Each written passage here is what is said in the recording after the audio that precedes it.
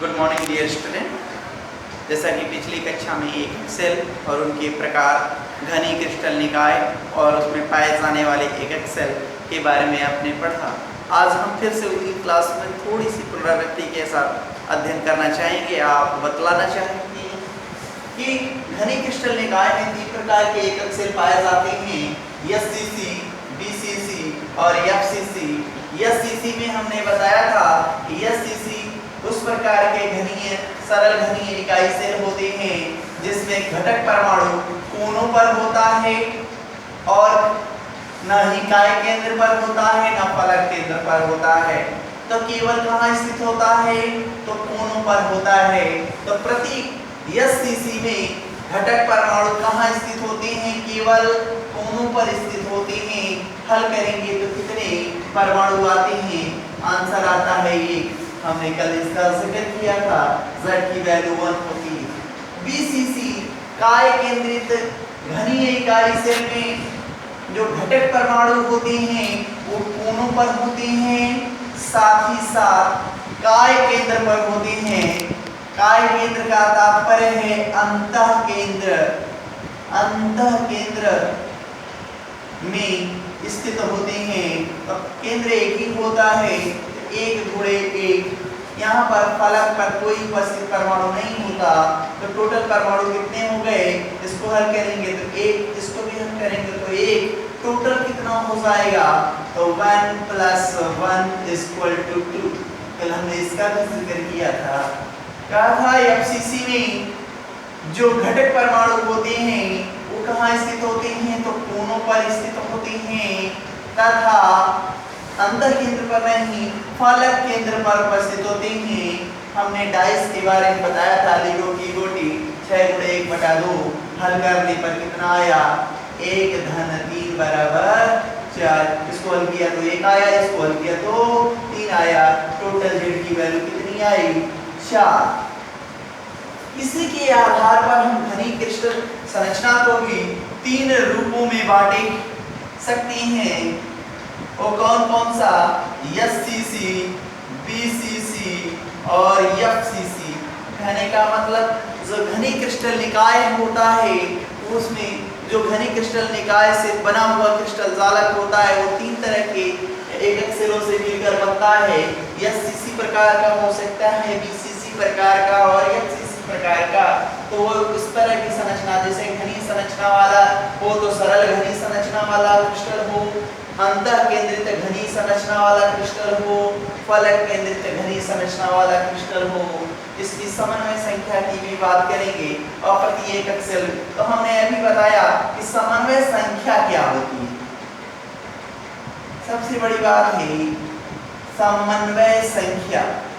तो समन्वय संख्या को यहाँ डिफाइन किया जाए तो कह देंगे सर समन्वय संख्या वह संख्या होती है जो किसी प्रति आवेशी का मतलब निकटस्थ होता है, पड़ोसी होता है, कि किसी भी घटक परमाणु के निकटस्थ या पड़ोसी परमाणुओं की संख्या ही उस घटक परमाणु की समन्वय संख्या कहलाती है।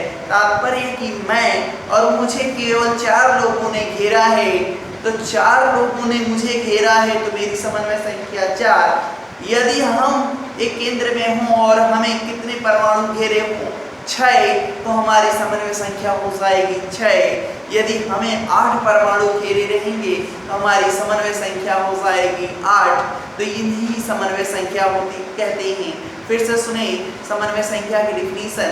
तो कहता है कि किसी भी कण विशेष की बात कर रहे हैं, जिसका भी अध्ययन कर रहे हैं हम, जिस किसी कण विशेष के प्रति आवेशी परमाणुओं की संख्या समन्वय संख्या कहलाती है।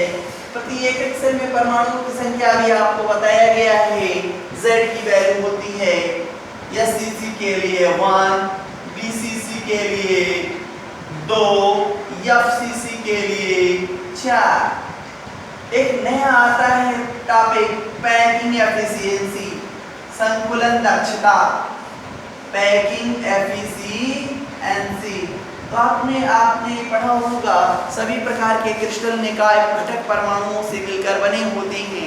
तो हम कह रहे हैं कि किसी भी घटक परमाणु की बात करना है, मतलब किसी भी क्रिस्टल की संरचना में का अध्ययन करना है, तो किसी क्रिस्टल की संरचना में जितने घटक परमाणु पूरे का पूरा क्रिस्टल आयतन का या एकक सेल का कुल आयतन का जितना भाग घेरे रहते हैं, उसे ही उस क्रिस्टल संरचना का संकुलन दक्षता या उस प्रति एकक सेल की संकुलन दक्षता कहते हैं। सपोज दैट एससीसी, बीसीसी और एफसीसी की मैं अध्ययन कर रहा हूँ, तो एससीसी में घटक परमाणु केवल कहाँ स्थित होते हैं? कोनों पर स्थित होते हैं। तो प्रति एससीसी कोशिका प्रति एससीसी एकक सेल में घटक परमाणु जो कोनों पर स्थित होते हैं, वो कितने परमाणु पूरे आयतन का कितना भाग घेरे हुए हैं, वही उसकी संकुलन दक्षता कहलाती है। संकुलन दक्षता इसकी होती है 52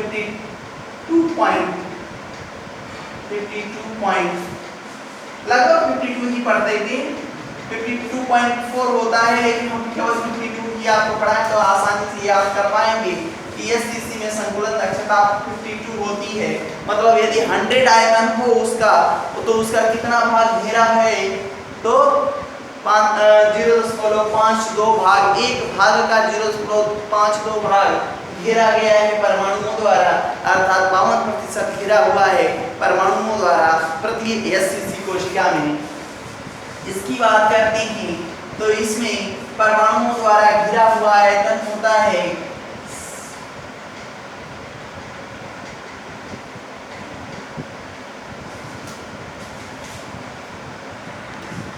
68% और इसमें परमाणुओं द्वारा घिरा हुआ अंश होता है 74%।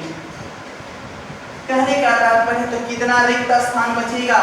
यदि सब टोटल पूरा का पूरा आयतन 100% है तो 100 में से घटा दें, 100 माइनस 52 कितना हो जाएगा? तो आप बोलेंगे सर 48% रिक्त भाग है। यदि हम इसकी बात करें 68 तो 100 माइनस 68 कर देंगे तो कितना आएगा? 32% आ जाएगा। और यदि हम एफसीसी की बात करें तो एफसीसी में रिक्त स्थान कितने होंगे? तो 100 माइनस 74 कर देंगे तो 26% रिक्त हो जाएगा। एफसीसी व्यवस्था किस प्रकार के धातुओं में पाया जाता है? तो पोलोनियम धातु में एससीसी प्रकार की घनी क्रिस्टल संरचना होती है। बीसीसी किसमें होता है? तो lithium, sodium, potassium, barium, chromium, iron और टंगस्टन धातु में बीसीसी प्रकार की संरचना होती है। एफसीसी की बात करें तो FCC nickel, copper, silver, platinum और गोल्ड में एफसीसी प्रकार की समन्वय संख्या पाई जाती है। और साथ ही साथ हम इसकी बात करें कि समन्वय संख्या कितनी होती है, तो यदि आपका घनीय संरचना एससीसी प्रकार का होगा तो इसमें किसी कण विशेष को कितने परमाणु घेरे होंगे? 6 परमाणु, जिसकी समन्वय संख्या 6 होगी। यदि बीसीसी होगा तो समन्वय संख्या 8 होगी और यदि एफसीसी प्रकार का होगा तो समन्वय संख्या 12 होगी। फिर दिमाग करें हम तो घनीय संरचना एकक सेल की प्रकृति पर ही निर्भर करता है। यदि घनी संरचना में जो घटक कण हैं या घटक भाग की बात करें तो एससीसी प्रकार के एकक सेल उपस्थित हैं तो यह एससीसी प्रकार का घनी संरचना वाला क्रिस्टल होगा। यदि बीसीसी है प्रकार का तो बीसीसी प्रकार का घनी क्रिस्टल संरचना वाला होगा और यदि एफसीसी प्रकार का है तो एफसीसी प्रकार के घनी संरचना वाला होगा। एससीसी होगा तो समन्वय संख्या 6, मतलब किसी भी कण विशेष को कितने परमाणु घेरे रहेंगे? 6। बीसीसी को कितने? 8। एफसीसी में 12 परमाणु किसी कण विशेष को घेरे रहते हैं। और एकक सेल में हमने ऊपर ही बताया कि एससीसी की संरचना में जो प्रति एकक सेल में परमाणुओं की संख्या होती है वो परमाणुओं की संख्या कितने परमाणुओं का भाग होती है, योगदान होती है। तो बात करता है एससीसी में एक परमाणु का योगदान प्रत्येक कोने पर होता है। बीसीसी में कोनों के साथ साथ अंतः केंद्र पर होता है तो एक और एक मिलकर 2 हो गया। एफसीसी में घटक परमाणु कोनों के साथ साथ फलक केंद्र पर होता है अर्थात 1 धन 3 बराबर 4 हो गया। संकुलन दक्षता की बात किया तो संकुलन दक्षता को हम यहाँ पर दर्शाना भी चाहें तो आपको बता दें कि एससीसी जो प्रकार का होता है घनी क्रिस्टल चालक, उसमें घटक परमाणु जो हमने बदलाए वो कहाँ स्थित हैं, तो इस कोनों पर स्थित हैं। कहाँ पर स्थित हैं? इन कोनों पर। तो पूरे एकक सेल में कोनों द्वारा कितना आयतन घेर दिया जाता है? तो कहता है लगभग 52% परमाणुओं द्वारा इस एकक सेल का भाग घिरा होता है। तो प्रति एकक सेल में घटक परमाणुओं द्वारा घिरा हुआ आयतन ही उस घटक या उस एकक सेल का संतुलन दक्षता पैकिंग एफिशिएंसी कहलाती है। यदि इसको भाग में ले जाना चाहें तो 0.52 भाग बोल सकते ही। और यदि हम बीसीसी प्रकार में बोलें तो बीसीसी में जो घटक परमाणु होते हैं वो कहाँ स्थित होते हैं? तो आपने कोई भी एकक सेल बनाया और एकक सेल में आपने बताया कि सर ये तो घटक परमाणु कोनों के साथ साथ कहाँ स्थित होता है? अंतः केंद्र पर भी स्थित होता है। तो टोटल कितना आयतन घेर दिया जाएगा? तो इसके साथ जब कोनों के अलावा एक केंद्र में भी आ गया तो ज्यादा आयतन घेरा जाएगा और ज्यादा आयतन घेरेगा तो देखिए हमने कितना घेरा है 68%। और एफसीसी में बोलता है कि एफसीसी में प्रति एकक सेल की बात करें तो प्रति एकक सेल में घटक परमाणु कहाँ स्थित होती हैं? तो कोनों पर तो स्थित होते ही हैं, साथ ही साथ फलक केंद्र पर भी उपस्थित होते हैं। तो किसी भी घन में कितने फलक होते हैं? 6 फलक होते हैं। तो 6 फलक और प्लस कोनों पे पूरे परमाणु कितने घेरे रहेंगे, कितना आयतन घेर देंगे? तो इसको निकालने का तरीका है V occupied upon V cell, मतलब कुल आयतन जो घिरा हुआ कुल आयतन है किसी एकक सेल का घिरा हुआ आयतन बटा में कुल आयतन निकाल देगा संकुलन दक्षता, वो भाग में निकालेगा और यदि प्रतिशतता में निकालना है तो गुणे 100 कर देंगे तो याद आएगा आपको संकुलन दक्षता। रिक्त स्थान क्या है? तो कितना जितना घेरा गया है कितना शेष बचा है, तो आपने 100 में से परसेंटेज को घटाया तो आपको कितना मिलेगा रिक्त स्थान? तो एससीसी में रिक्त स्थान होते हैं 48, बीसीसी में रिक्त स्थान होते हैं 32, एफसीसी में रिक्त स्थान होती हैं 26।